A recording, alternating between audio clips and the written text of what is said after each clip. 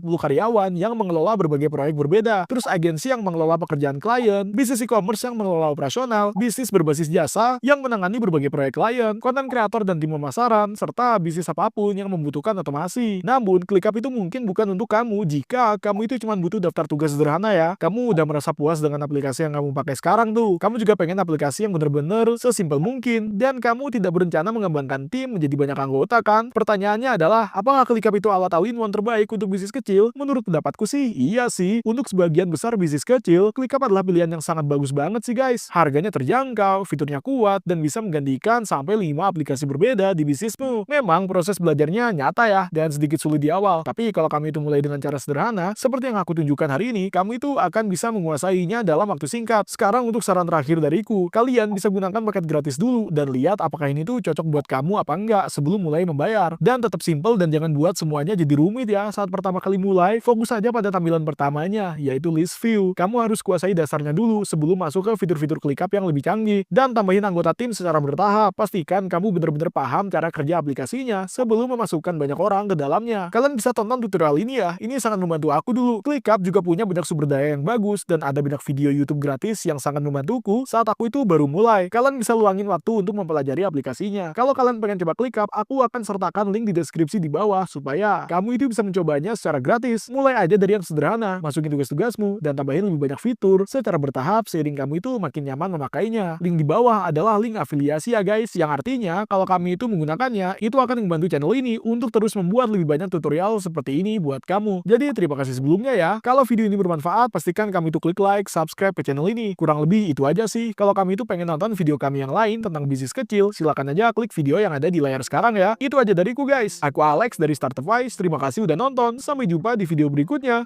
Peace.